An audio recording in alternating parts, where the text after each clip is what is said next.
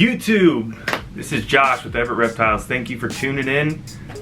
For this week's video, I wanted to talk about how I started my ball python collection. I feel like everyone has a unique story or takes a little bit of a different route when they do start their collection. So basically in 2017, I was starting to get that itch again, like, man, you should get another reptile.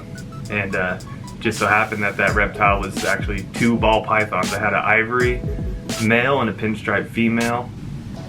Long story short, I started my collection in 2017, towards the end of that year. My strategy was to invest in some really nice codom, multi-gene animals at a younger age, basically. Adults, especially females, can get a little bit pricey when you get up there and you're talking about 3+ genes, especially recessive involved. So my strategy was to look for some adults. Obviously I wanted to start pairing and breeding and going through that whole process. So I looked for, single gene animals as adults, maybe 2 codoms or something like that. So long story short, my first 2 adults that I purchased were a big chocolate female. And I said big, she's 3,000+ gram female, and I got a banana Mojave. So that was just gonna be my first breeding pair. Get those 2 together and just go through the whole process. But at the back end, I was investing in multi-gene animals that I had to raise up. I wanted to go through the process. So those 2 adults, the banana Mojave and the chocolate, were perfect. Proven breeders, ready to go. Take me through that process. I want to learn it, and I did. Worked out great. And like I said, the back end, raising some more investment ball pythons. When I say investment ball pythons, I say snakes you're spending a little bit of money on, and you're gonna have to raise them up. It's gonna take 2-3 years before they're ready. So that's kind of where I am right now. I'm in that kind of gray area where I do have some snakes producing. We'll see some footage of an orange dream clown locked up with a chocolate. Same chocolate that was bred to the banana last year. There comes a point when you want to have a serious collection that you do need to invest in some snakes. And like I said, I'm at a gray area right now to where I'm growing up some really cool stuff.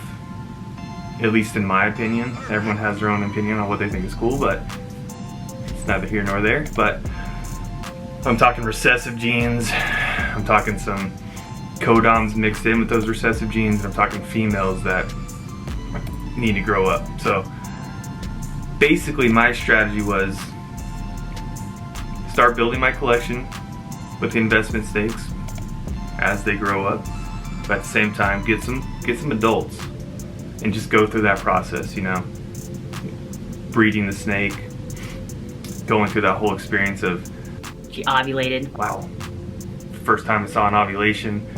Okay, the egg should be here on such and such a date, all the way till when the eggs hatch.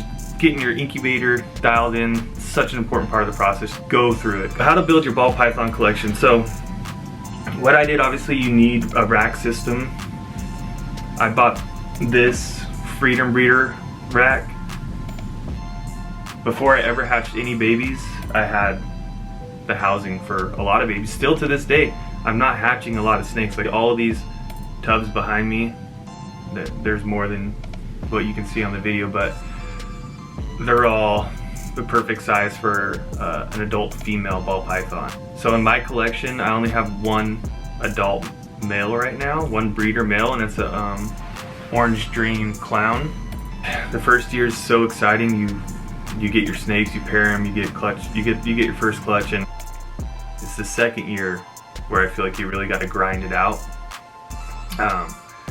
You know what you're doing. You went through it, but some challenges might arise. When I say challenges, I paired an orange dream clown to a Mojave, and I got 4 single gene normals, all het for clown.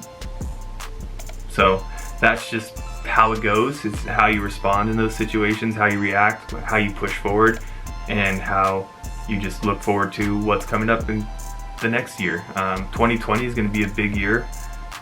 A lot of my investment ball pythons, I would say, they're getting up to size, and they should be going. They're up to size, I would say that. In 2020, a lot of my investments are going to be up to size, and it's going to be really exciting. I thought it was really important to get the females, raise them up, get the males later on. Like I said, I know everyone's going to start their collection off different, but let's just sum it up. Long story short, made sure I had all the proper husbandry for these snakes. Got some snakes that were up to size, that were going to be ready to breed, just to give me that experience, and start investing. Invest in your projects. It's going to take these snakes 2-3 years to grow up, and that's a scary thing to hear. And I think everyone in the back of their mind thinks, okay, well, that's what it says on the internet, but for some reason I'm going to be different. I'm going to be the first ball python breeder that gets a orange dream pied up to breeding size in a year. No. Be ready to feed these snakes, take care of them, and wait.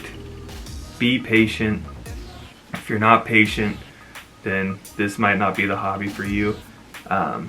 If you're not doing this because you love these reptiles and you love these ball pythons, not the hobby for you, because there is a lot of waiting. Basically, breeding these ball pythons is hurry up and wait. Cleaning snake crap, feeding snakes, watering, repeat, couple years. The reward, snakes on eggs, beautiful babies, everyone in this community. And that is one of the best parts, you know, being able to go like on your Instagram or whatever your social media platform is, and just communicating back and forth and seeing like the awesome things that a lot of you guys are doing. Where would I get my inspiration from? So I appreciate all of you guys posting pictures, videos, anything that just keeps me, you know, engaged and wanting to be a part of this community. I hope this video helps anyone that might be starting out and getting into this hobby. I welcome new people every day. If someone shoots me an Instagram message or a comment or anything like that, and you're just starting out, like, I'm more than happy to take the time to respond to you and give you any advice that I can. I'm not in any way, you know, the professional or know-it-all, but I can give you what advice I have, because it's really important that you guys have a good time and the community accept you guys. So, Everett Reptiles, like and subscribe, share, leave a comment. We'll see you next time. Peace.